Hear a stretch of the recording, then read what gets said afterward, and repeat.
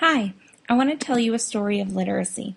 When I was young, not many books were found in the homes I lived in. We only had one wooden bookshelf that my father made for my family when I was a baby. There wasn't anything fancy or special about the bookshelf. I just knew it was an important piece of furniture since it traveled wherever we would move to. Many times I remember passing by it and noticed my mom stacking figurines on it or other trinkets, and the only books I saw upon it was a dictionary and some Bibles that were used to being read. When I was a kid, probably around the ages of 6 or 7, my mom, stepdad, brother, and I would sit on our old, itchy, gray couches and would read a chapter out of the Bible at night. We would sit facing each other, each one having a Bible, and would read as a family. I tried to follow along the best that I could, but since we never read from a children's Bible, it would be difficult for me to follow. As a family, we would go to the church off the old only highway in Lake Havasu City, and Sunday after Sunday I would be in the kids' wing of the church with my Bible. Every Sunday morning, strangers would tell me stories from the Bible, and we participated in games or crafts that related to their lesson. To this day, I still remember some of those lessons. As I grew older, whenever I was bored at home, my mom would ask me to write her a story on the given topic of her choice. One day she would ask me to write her a story about a puppy, then the next about a princess. I was around 3rd or 4th grade when she encouraged me to be creative and physically write out the story. My mom always told me I would be a writer someday, and hearing her say that as a kid I never agreed. I wanted to be the voice of some popular cartoon or maybe a teacher, but a writer? No. In 3rd grade, I was placed in a reading comprehension class. I remember right after lunch, Miss Finazzo would leave me with my friend Tisha into a smaller, separate room with about 10 other students.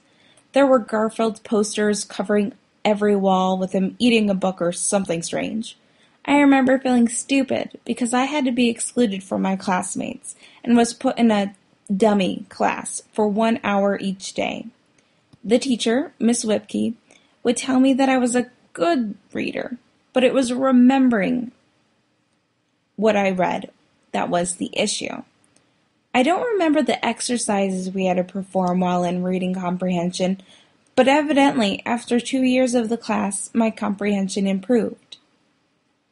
As a kid, I always preferred writing to reading because I had control of what would happen in the story.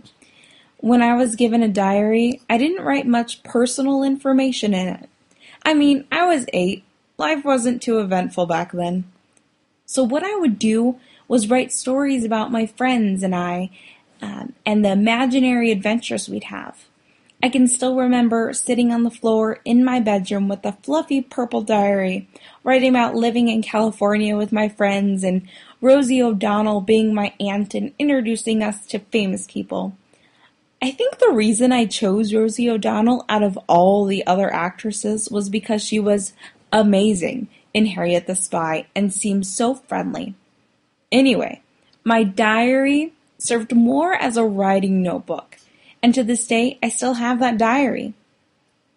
Literary-wise, if I wasn't writing, I was reading other diary-like books. At a book event at Starline Elementary, I saw a book called The Amazing Days of Abby Hayes and titled it My Favorite Book. I remember being able to relate with Abby in the book and enjoyed that it was almost like real life. Anyway, after I finished the book, I moved on to another series called Amelia's Notebook. Again, same kind of diary-ish nature, and I remember rereading them over and over again.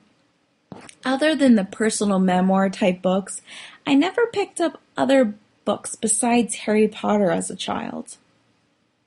Now, fast forward to today.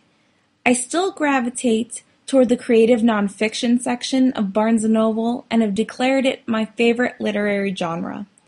Some of my favorites today are Such a Pretty Fat, One Narcissist's Quest to Discover If Her Life Makes Her Ass Look Big, or Why Pie's Not the Answer, and Bitter is the New Black, Confessions of a Condescending, Egomaniacal, Self-Centered Smartass, or Why You Should Never Carry a Prada Bag to the Unemployment Office.